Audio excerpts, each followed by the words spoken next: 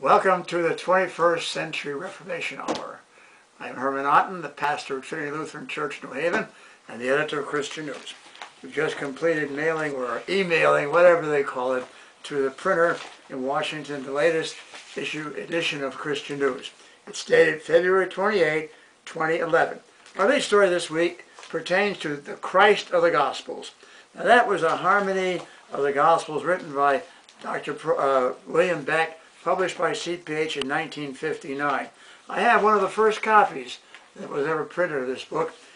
I want to just read you the preface here. It says, "The Christ of the Gospels, the life and work of Jesus, as told by Matthew, Mark, Luke, and John, presented as one complete story in the language of today by William F. Beck, Concordia Publishing House, 1959.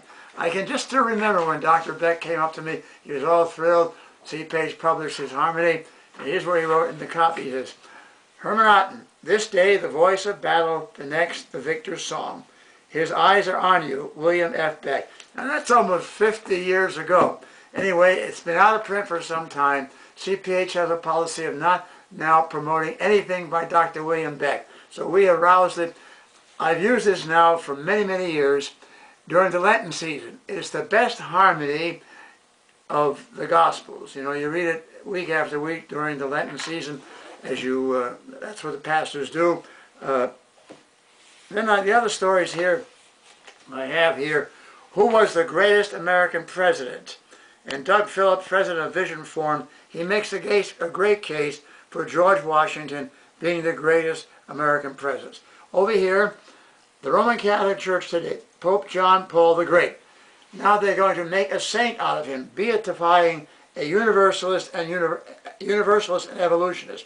What I have here is about 28 covers of Time, different national magazines, the Pope featured there when he died. And I pointed out that Pope John Paul II was a universalist and was an evolutionist. And then the next issue, we had a story about what everybody was saying when he died, that he earned his way to salvation. But Pope Paul, John II, he was very friendly with people. He made a deep impression, as you can see, by making the covers of so many national magazines. But he promoted evolution, and he did not accept the scriptural doctrine of justification by Christ alone. He prayed and worshiped with Jews and Muslims and said they also worship the true God. Over here we have an article of my pastor Walter Otten entitled Berkey Again. This is part 2 of his analysis of this book here, Power, Politics, and the Missouri Synod by James Berkey. You know, there have been several books written on that whole controversy. I have some of them here. Here's Preuss of Missouri, written by the religion editor of the St. Louis Post-Dispatch, and the Great Missouri Civil War. Over here I have No Room in the Brotherhood, the Preuss-Otten Purge in Missouri by Frederick Danker. Became a professor at Seminex. And over here I have, we'll probably call the official report of it, A Seminary in Crisis. The inside story of the Preuss Fact-Finding Committee, Paul A. Zerman. What these 3 books here show about President Preuss will not be found here. Now, he did many good things, but the fact of the matter is these 3 books are right in pointing out that in reality he was a double talker. He did not always tell the truth. They documented, and I predicted already years ago, that if we continue to defend him, someday a young scholar will come out and check the record.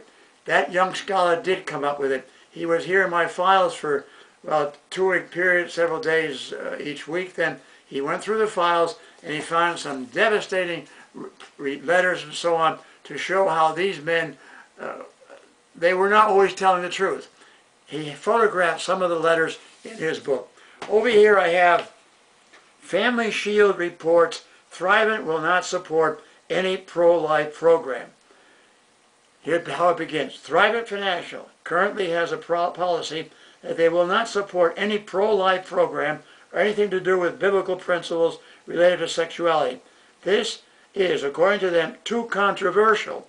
The board of directors, and I prayerfully encourage Thrivent leaders to rethink this policy. And that's the board of directors of Kay Myers Group here, Family Shield reports. They were not able to get any funds from Thrivent because Thrivent does not support pro-life groups and those who take a public stand against evolution. Now, of course, I found that out years ago already. You can't get money from major foundations if you name the liberals, if you specifically attack those who deny basic doctrines of Scripture. Over here on page 4, the lead editorial is entitled CN's next book, A Manual of the Christian Family, The Blight of Birth Control, a 50-year battle for real church growth. That, my friends, is one of the basic issues we're facing in Christendom today. Smaller families, and nobody is saying anything about it. Martin Luther, the Scriptures, our Lutheran Church Missouri Synod, opposed contraception, birth control. In fact, all major denominations did until the 1930s. I have here in the back, just to kind of show you a little bit, the baptismal certificate, pictures of families and so on. And I have here also a picture of our own family. Now, we didn't have that many. But, you know, my family of 7 was only really the average size of a pastor's family in the 1890s. What happened? What do you think happened? Over here I have an editorial now called The Truth About Abraham Lincoln. Was Lincoln really the great person, great hero that many claimed he was, that I thought he was when I went to school? Now we have an article here from the Washington Times, February 2011, book, Lincoln Sought to Deport Freed Slaves. Now that was always talked about. Here they document the fact. So the Civil War really was not fought to free slaves.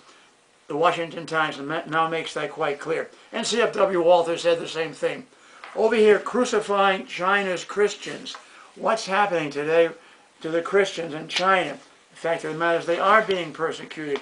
And some of our church fathers have really supported the church, not fathers. Today they are supporting the wrong side in China, the pro-communist Christian Council.